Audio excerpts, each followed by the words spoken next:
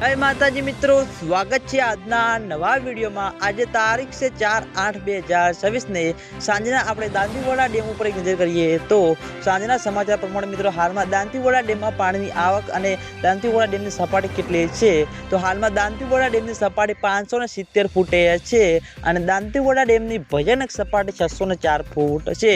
અત્યાર સુધીમાં દાંતીવાડા ડેમમાં પાણીનો સંગ્રહ 26.30% ભરાયેલો છે।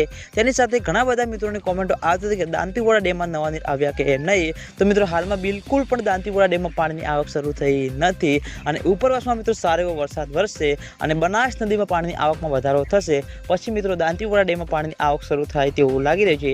ખેડૂતો મિત્રોની આશા છે કે જેમ બને તેમ ઝડપી દાંતીવાડા ડેમમાં પાણીની આવક શરૂ થાય અને દાંતીવાડા ડેમમાં પાણીની આવક શરૂ થશે તો સૌથી પહેલાં તમને બધાને આ ચેનલ દ્વારા વિડીયો બનાવી જાણ કરવામાં આવશે।